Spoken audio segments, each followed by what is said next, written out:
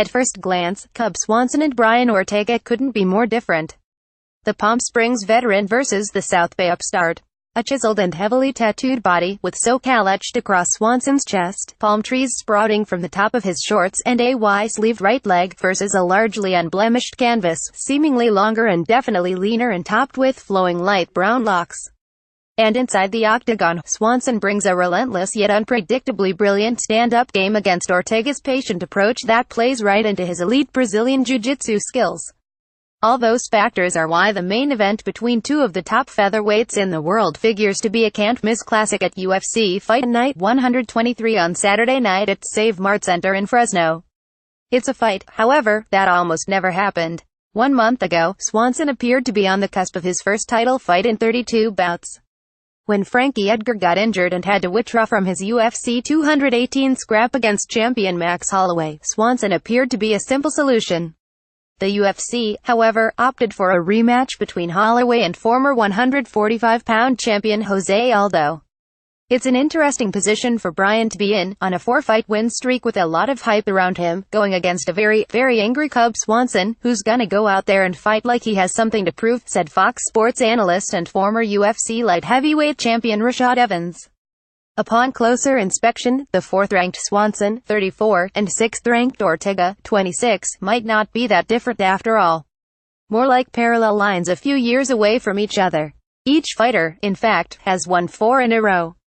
Ortega is coming off the fight of the night's second-round guillotine choke submission of a beaten and bloodied Renato Moicano at UFC 214 at the Honda Center in July. Before that, he waited until the last minute to deliver a flying knee knockout of veteran Clay Guida at UFC 199 at the Forum in June 2016. I think his biggest asset is probably the fact that he's been losing and he comes back time and time again, Swanson said. That shows patience and poise and determination and never seeing like things are over. Always finding a way. That's huge. I've gotta give him respect for that.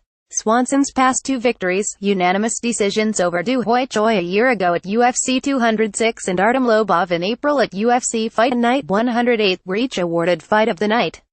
When people sign on the dotted line to fight me, they know that I bring a high pace, they know I'm gonna be tricky, they know all the things I bring to the table, said Swanson, 257. I feel like I do bring the best out of my opponents, so I expect them to show up a better version than we've seen before. Each overcame difficult childhoods to get where they're at. Each encountered gangs and street fights before embracing martial arts. Separated by 8 years and roughly 120 miles apart, they understand and appreciate one another. Ortega said when they met several weeks ago in Fresno to help promote the fight, Swanson approached and introduced himself. Shook hands. No bad blood, Ortega 121NC said.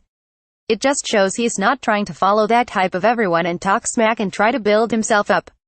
Said Swanson, I respect guys that get to this level, especially somebody who's undefeated. I can respect that he probably got into trouble like I did and used this sport to become a better person. Ortega will be in his first main event and 5-round fight since winning the RFA title in early 2014. He has since gone 40 with 4 finishes in the UFC. The only stain on his record is the one no contest due to a positive drug test in his UFC debut, a first-round rear naked choke victory. This is clearly the biggest fight of the Lomita resident's career. Then again, that's been the story each time out. That's a good thing, man. I'm testing myself. It's getting harder and harder, said Ortega, who is coached by James Lurson and trains under Renner Gracie at the Gracie Jiu-Jitsu Academy in Torrance. Only the goal is to keep climbing the ladder. Every ladder has its crazy steps, but I feel like we can make this happen. Swanson has been climbing the ladder for more than 13 years. Aside from dropping his pro MMA debut, his 6 losses have come against a who's who of the top lighter weight fighters of this era: former UFC lightweight champions Jens Pulver and Frankie Edgar, former UFC featherweight champion Aldo, former featherweight title challengers Chad Mendes and Ricardo Lamas, and current featherweight champion Holloway. It's a good test because he's only lost to the elite of the elite. If I can beat him, I can solidify myself as one of them, Ortega said. Worse comes to worse, it shows me what I need to be working on now. I'd rather know now than later in a title fight or something or whatever. I'd rather go to the biggest stage of war knowing I'm covered. Swanson, of course, doesn't see himself losing.